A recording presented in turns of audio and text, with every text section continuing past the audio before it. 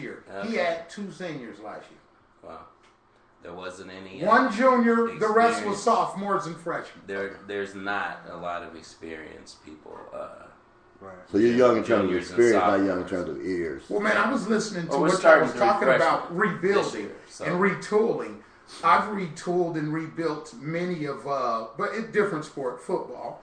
But the difference is, I think, is in the way you're training them as they walk in the door. Because I've never had a problem rebuilding. I go to a team and You have 1 a or 2 system. years later, it's a Super Bowl. So, and I mean, it doesn't matter. I mean, I've taken teams that haven't won a game. The next year we go to the Super Bowl. They kick us out the league. Say we're poor sportsmen. We run up the score. Things like that. So I believe that when they walk in the door, the impression that you give them is what's going to decide how far and how hard they're going to compete.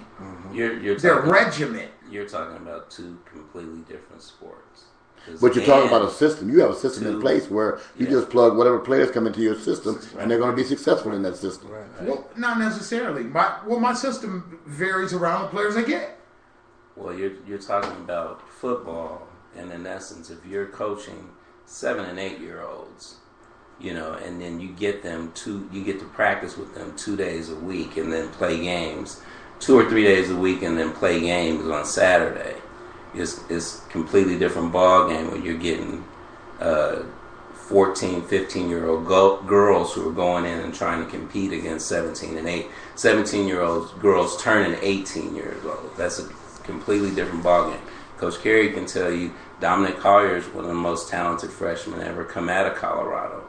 But he went through the learning process of being, he did some dynamic things as a freshman, but 15-year-olds don't beat 17 and 18-year-olds not too often. Right. We did. Physicality. We did. Not his freshman year, Coach. Cut it out. As freshman year, we were 1 game away from going to the final 8. Like I said, they don't beat them too often. Okay, Tom, we get the picture. We get the picture. The picture's getting clear, yeah. Right. You said 9 seniors. Donnie said 2. Well, that's certainly debatable. I wasn't there last year. I'm going off of what I was told. Okay. So, but again, it's a completely different ball game. And we don't want to get into the whole boys and girls things, but the girls game is a whole lot different. How so? And I'm gonna leave it at that. How so? I'm gonna leave it at that. Coach, how so? You certainly have to do more teaching with the girls. You have to do more teaching, But aren't they faster learners as well? They are. From my experience, theoretically. But it's one thing when you're, I've always coached boys, and I'm used to boys doing certain things, and when the girls are just a step slow or 2 steps slow, it's a little frustrating. You had to adjust. So in other words, they're taking bad angles. I wouldn't say that. They just, again, they're learning. Their skill level is not as efficient as boys' skill level right You now. got to be patient. It's Although the girls' basketball in the state of Colorado has improved significantly, they're still not. Their skill level is still not where boys' skill levels are in terms of basketball. And the athleticism, I'm used to. If you implement a full court press and you're used to kids taking angles and intercepting passes, and then you're doing the same things with the girls. And those are acquired skills, aren't they? Well, yeah. The coach take care of that. The coach teaching that. Rudy, cut it out. What are you trying to do here? Where you going with this? No, I believe the girls have to be taught the same way as boys, but then there's a lot more emotion when you're dealing with young ladies as opposed to boys. Right. So you can be a little tougher on guys. And, Ain't no crying in basketball, ladies. Well, I'm not sure. I know, men that haven't really, maybe they don't have daughters, or they're really kind with their daughters and soft with their daughters, might have a hard time coaching girls. But girls, you can coach them just as hard. I've seen there's Western Nebraska. They got a coach out there. I forget his name, but I've seen him getting those girls' butts just as tough as I don't know what the Thunder Ridge coach a couple years ago. The coach out there at Chaparral.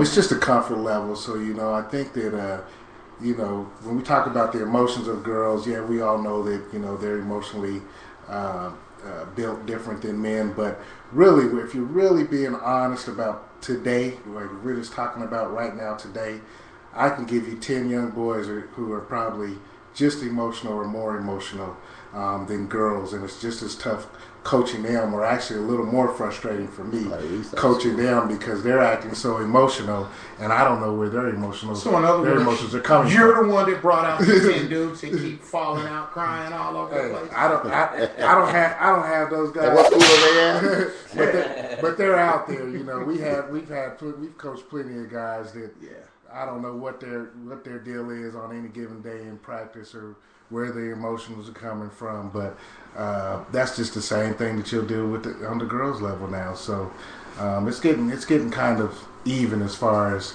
the mentality or the state of mind that these kids have. It's not a toughness amongst them, whether or not they're young men or young women, I think. Okay, well, let me move on to something different.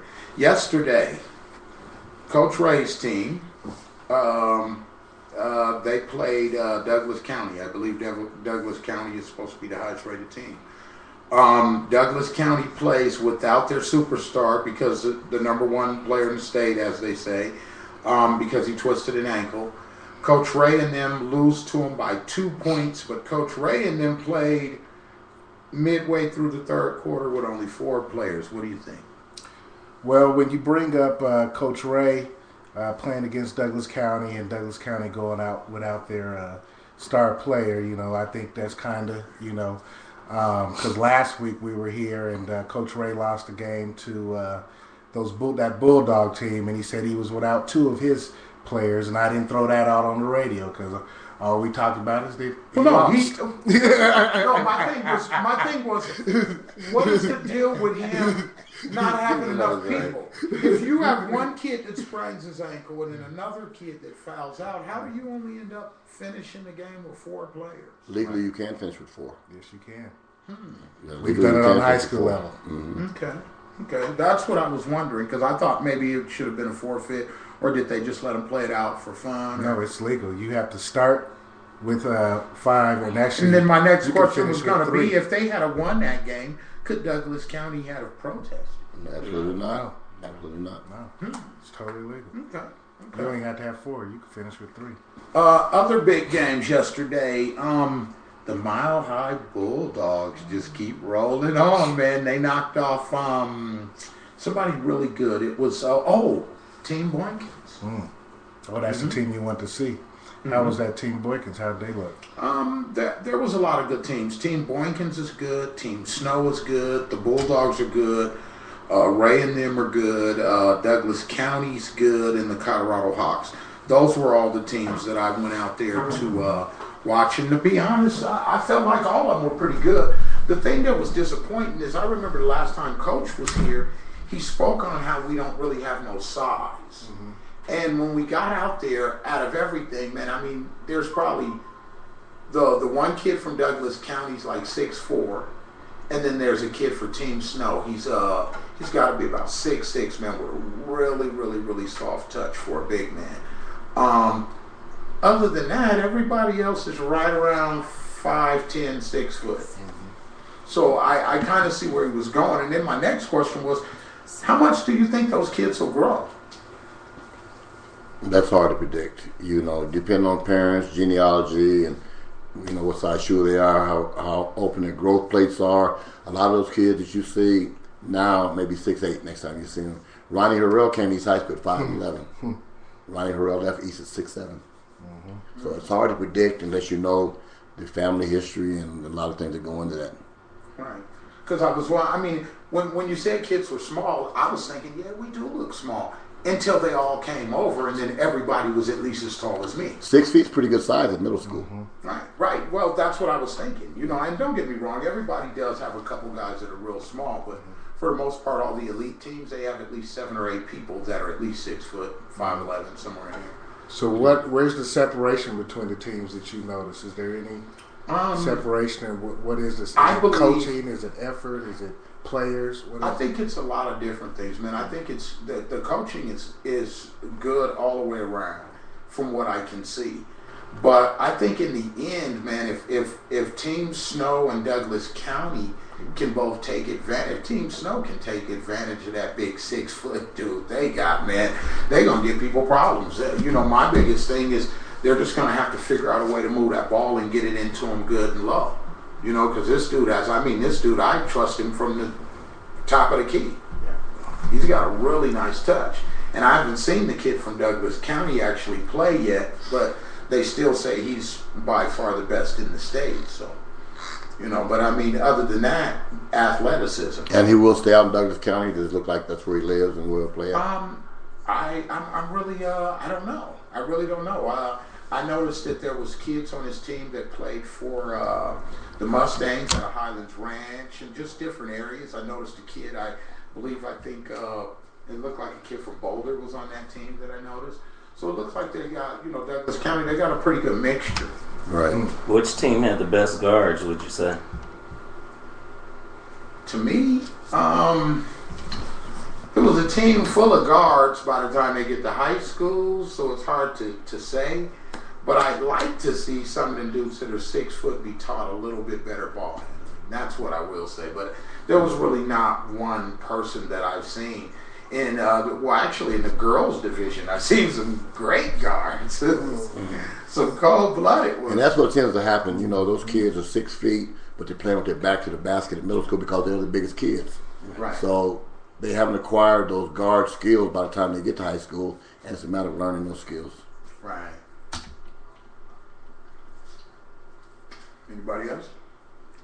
Yeah, just like Coach said, they come in, they play their whole lives with their back to the basket because they're 5'6", right. 11-year-old, and you know they may top out and get no taller than 6'2" or 6'3", and then they're basically stuck playing the 4 and 5 position because their skill set's not there for them to play out on the perimeter or handle the basketball. But I do applaud those middle school coaches, the younger coaches. They are doing a good job with these kids. You know, they're teaching fundamentals. They're getting the kids to play hard and compete hard, and it's really good to see that development over the years, because I can remember a time when they weren't very good coaching at that level. These coaches now are pretty good. Okay. Well, there was something I wanted to ask you guys. Last year, I sent my daughter to the West Coast Nike camp. She came back MVP of the camp. And I wanted to send her to the East Coast one, but we just didn't get in there in time. And when I was talking to like a lot of college people last year, the main thing they was telling me is like, look, if you average 29 on the West Coast, that's only good for 9 back east. What do you guys think of that theory? Or do you think it's because they're just so much more physical, or do you think it's that they just play far more basketball? I don't think it's a geographical thing at all. I think if you're good on the West Coast, you're going to be good on the East Coast. You know, I myself played college ball. I played against some of the best players from the East and the West. And if you're good, you're good. Doesn't matter where you go. The location does not determine how good you are. Some of the best basketball players in the NBA came out of California. Some of the best for years. The most basketball players in the NBA came out of California. Well, I do know this. In other states, you take, let's switch it up. You take our best athlete here. You send him to California and play, and he's a 6 man. Why does he get recruited like he's a 5-star, and why do our player, that same player, come down here and get recruited as bottom shelf? Because of the media hubs, the media center. You know, we don't have the volume of players that the East Coast and the West Coast have. You know, they got 13, 14 million people in California. We've got 2 million in Colorado. So naturally, they're going to have better ball players. They're going to get more exposure. Right. And I'm telling you. The reason I ask this question is because I know a young man. Good question. He's like family to me. And he went to go play high school football in California. Now, down here at East, they would barely even play him. Went to East, they would barely even play him. He went to California and played, and he's got so many offers on the table. I mean, he's got Notre Dame, Oregon State. Some major full ride offers. And this is the same player that was down here, and they said he wasn't worth nothing. So do you think it's that we're not noticing and